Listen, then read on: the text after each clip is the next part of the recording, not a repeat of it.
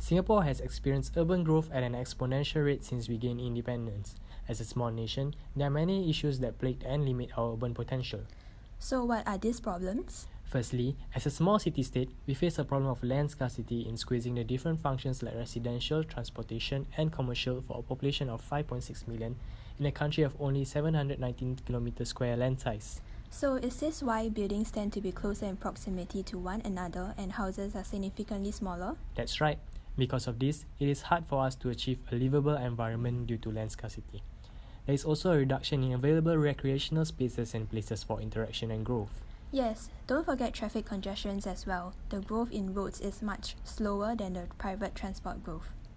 Secondly, inefficient use of land is also a problem where there is an underutilization of infrastructures in Singapore. Repetitive functional facilities that serve the same function in the vicinity can cause inefficiency in land use. This is especially significant in the context of Singapore, where we have a lack of hinterland for urban growth. Also, a building that may once be useful and efficient may no longer hold its value. Today, these buildings may have reached the end of the building's life cycle or reached functional or economic obsolescence. When these buildings remain, space is wasted. Oh yes, that is true. Lastly, instead of efficient infrastructures, roads are taking up a large percentage of precious land in Singapore, and hence, land could be better optimized and zoned for other uses when we cut the usage of roads.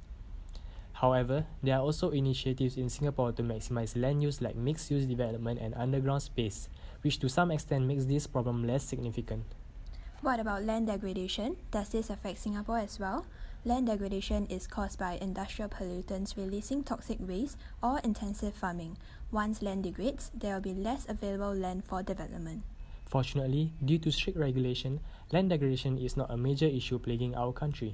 Oh, is that why there are no brownfields in Singapore? Yes, our country ensures sustainable use of land.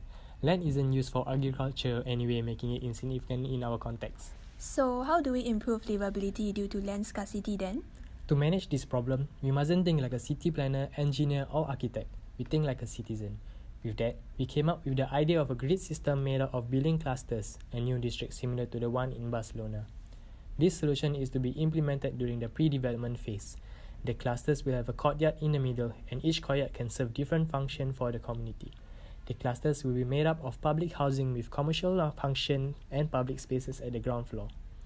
It will be based on a gateless community concept. The different function that each individual courtyard places will prevent repetition of facilities that will ensure efficient use of space. And since different courtyards have different facilities, people are not restricted to use only the facilities in their own cluster. Won't this bring about problems of no natural light? Yes, unfortunately. We can't build too high since there will be shadows casted on the courtyards.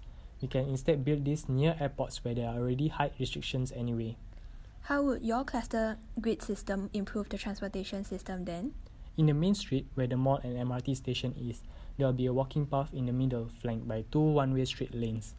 This walking path in the middle can have cafes and shops. For smaller streets, there are effectively two lanes wide. One lane is a dual-use lane built on a low curb.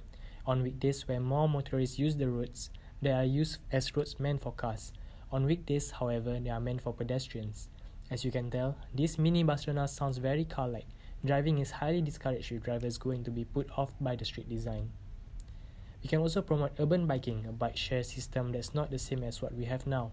These bikes can only be used within mini Barcelona and not throughout the whole Singapore. There will also be a proper parking system at allocated spaces.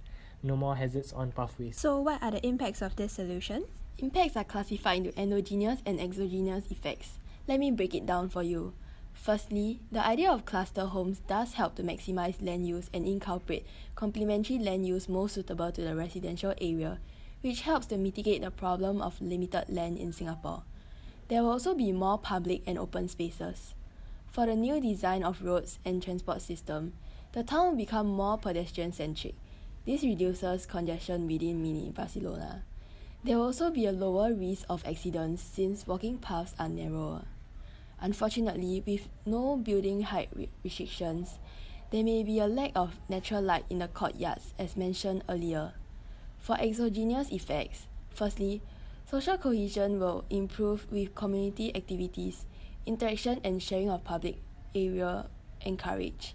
However, with many of these blocks, the landscape may become too monotonous and boring.